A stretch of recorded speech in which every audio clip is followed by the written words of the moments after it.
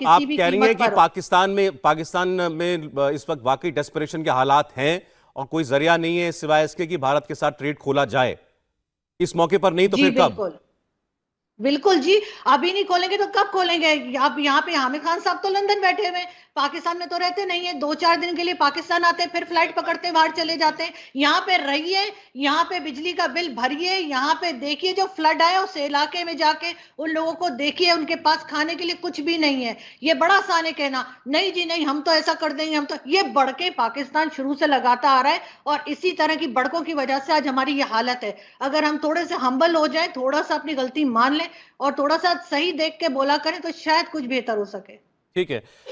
समद साहब, क्या कहना है आपका और क्या स्टैंड है इस पर इमरान खान साहब का? भारत के साथ क्या व्यापार होना चाहिए, ट्रेड होना चाहिए इस वक्त?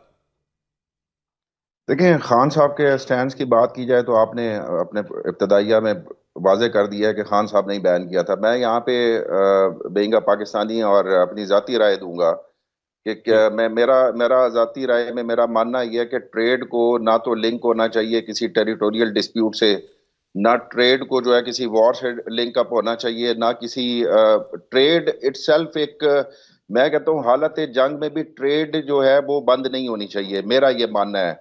अगर हम ह्यूमैनिटेरियन क्राइसिस से ट्रेड को लिंक अप करेंगे तो कल को पुलवामा होगा, फिर ट्रेड बंद करनी पड़ जाएगी। अगर कुछ और होगा तो देखें, दुनिया में लेकिन टेरिटोरियल आपने इस खुद वक्त कह भी दिया तो एक पुलवामा सेकेंड ना कीजिए ना, तो ट्रेड नहीं बंद होगा। सौरभ कंप्लीट करने दें। देखें, दुनिया में टेरिटोरियल जो कन्फ्लिक्ट्स है कोई 150 चल रहे हैं, मगर दुनिया में जितने इस खित्ते में बेवकूफ हम हैं, बाकी दुनिया इतनी बेवकूफ नहीं है, क्योंकि वो अपनी ट्रेड करती रहती है, वो अपने कॉन्फ्लिक्ट्स भी जारी रखती है, ट्रेड भी करती रहती है। अब मैं आ जाता हूँ तारिक फतेह साहब की बात के ऊपर। इन्होंने बिल्कुल ठीक कहा कि ठीक है जी, दो पावर्स हैं, बिल्कुल है। ये तो ऑब्वियस ही बात है कि पाकिस्तान में सिविल मिलिट्री रिलेशन की अक्सर बात होती है, सिविल मिलिट्री एस्टेब्लिशमेंट की बात होती है, और जब इंडिया पाकिस्तान की ट्रेड की बात आएगी। लेकिन यहाँ पे थोड़ा सा ये इनको करेक्ट करता चलूं कि आज से 2 साल कबल भी जनरल बाजवा ने एक स्टडी करवाई थी, और उन्होंने उस स्टडी के नतीजे में ये कहा था कि पाकिस्तान को जियो पॉलिटिक्स से अब जियो इकोनॉमी की तरफ जो है वो शिफ्ट होना पड़ेगा। अब उनकी स्टडी के मुताबिक जो है वो इंडिया पाकिस्तान ट्रेड जो है वो दोनों के इंटरेस्ट में है, पाकिस्तान के इंटरेस्ट में भी है और इंडिया के इंटरेस्ट में भी है। लेकिन अगेन बात वो आ जाती है कि वो माहौल पैदा करना चाहिए, क्योंकि हम जो टेम्परेचर है वो नफरत का वो इतना बढ़ा देते हैं कि फिर अगर इस तरह ह्यूमैनिटेरियन क्राइसिस में एक दूसरे की मदद की बात भी आती है तो दोनों तरफ से इतने लोगों के जो जज्बात होते हैं वो इस नफरत में भरे हो चुके होते हैं कि वो किसी किस्म की इस तरह की एक्टिविटी को टॉलरेट नहीं करना चाहते। नहीं। लिहाजा ये बात तो फैक्ट है कि अपनी जगह के पहले तो उस माहौल को, उस टेम्परेचर को कूल डाउन करना चाहिए, अब कॉन्फ्लिक्ट्स, और आप अपने इख्तिलाफात जारी समझ रखें। साहब, आप जो कह रहे हैं मैं आपकी बात का रिस्पेक्ट करता हूं, लेकिन इसमें थोड़ा डिफरेंस भी कीजिए ना। देखिए, इस वक्त हालात जो बने हुए हैं इस किस्म के पाकिस्तान में बने हुए हैं, पाकिस्तान को ये जरूरत है इस वक्त, और टेम्परेचर डाउन करने की भी जरूरत पाकिस्तान को है। इंडियन प्राइम मिनिस्टर ने तो अपना दुख जाहिर किया है कि भाई हमारा कंसर्न है जो पाकिस्तान में हो रहा है लोगों के साथ। अब उसके अच्छा, बाद में अगली पहल तो पाकिस्तान ही करेगा ना।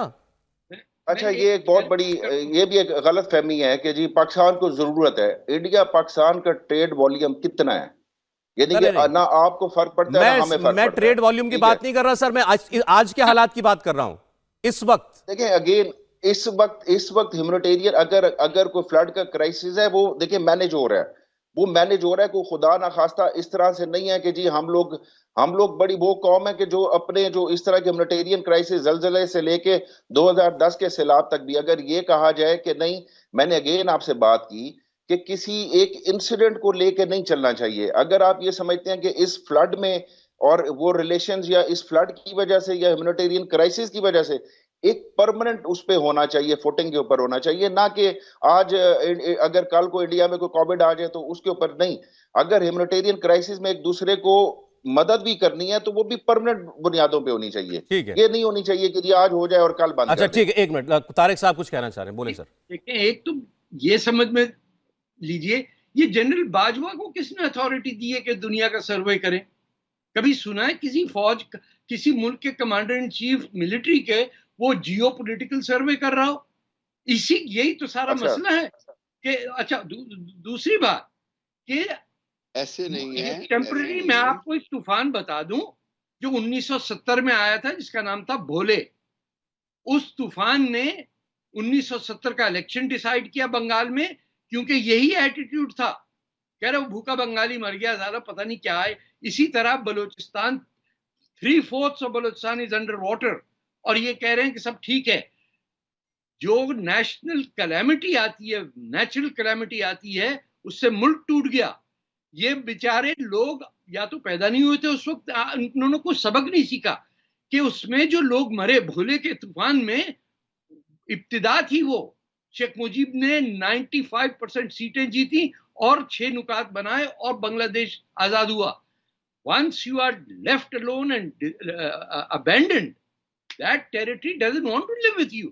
आपके यहाँ बलूचिस्तान में खाना जंगी क्यों चल रही है? इंडिया टीवी हर वक्त हर जगह डाउनलोड करने के लिए सर्च करें India TV news Google play store या ऐप स्टोर पर।